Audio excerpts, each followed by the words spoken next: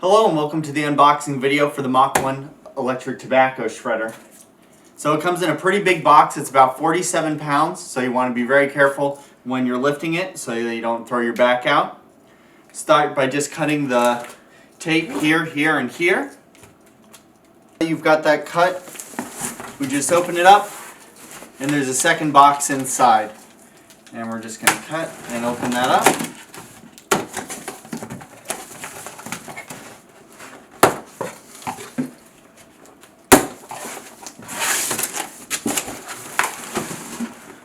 So inside that layer we've got our shredder. Comes with a piece of styrofoam packing on top and on bottom to keep it from jostling around in transit. So we're just going to pull that out, throw it off to the side, and now we have our shredder. So for this, it's got a little lip over on this side that you can kind of put your fingers under. You want to make sure that you don't put your fingers down to the slot, because then you have the cutting mechanism. It's not too sharp when it's not running, but it's still better to not put your fingers in there. So we'll reach down and lift this out of the box.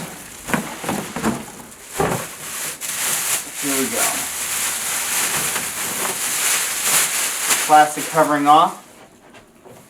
So we see when you get it in, just double check, make sure that everything's looking good. Make sure there's no cracks along the face of it, because that could mean that something's not set up right or was damaged in shipping. Double check the back, make sure there's no big dent. It looks like this one is all good to go. Here is where you will find everything that you need to get this set up. So it comes, we've got a little instruction manual right here, and we've got some more styrofoam packing stuff to keep it from jostling around. And we have the hopper. Now on the drawer, there's one little thing that you're going to want to notice when you pull it out, is that it's got this little metal tab here. And if this metal tab isn't straight or it's broken off, which can sometimes happen in transit if the box is damaged, then the shredder won't start. But on this one, it looks like it's nice and straight, so I don't think that's going to be an issue. We'll just set this off to the side for now. So now we will open this up, get this out of the bubble wrap, and we will get two things out of there. We will get this little plastic baggie that's all taped up, and we'll get the hopper. First thing we'll do is put the hopper in. The short end goes to the front, the long end goes to the back. And that should just slide right in there. There we go. Next, you're going to open up the bag of screws. There's a little piece of tape that holds it together. Just unroll it. Sometimes it's easier to use a shorter handled screwdriver to get it in, since the longer one will hit at there and make the screw go in at a weird angle. So we'll just tighten them in and we will be good to go.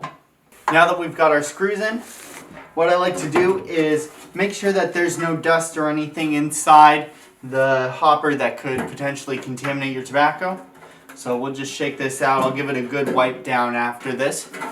And we will put the drawer in and make sure it slides all the way closed and that it gets completely flush there, and that the little metal strip that we talked about goes all the way in. And we are set. Next thing is turning it on and doing a test shred. Alright, so for our final part, we're going to want to do a test shred. Just make sure that everything is looking good here. So we've got a 3-position switch up here, and there's also a switch back here that will turn it on and off. So both need to be on in order for it to run. So we'll start here. We'll make sure that this switch is on. And there's 3 positions here. The first one is a off position, which is what it defaults to. And when that's off, you know, even if this one's on or off, it's not going to run. Second, we have the forward position, which will shred things. So we turn that on and we can hear, you know, it's super quiet, but it's shredding. The gears are going in there. You hear it just shut off there, and that's because nothing's running through it. If there's something running through it, there's a little optical sensor that will sense it and keep the machine running. If not, it will just shut off to preserve the motor from burning out.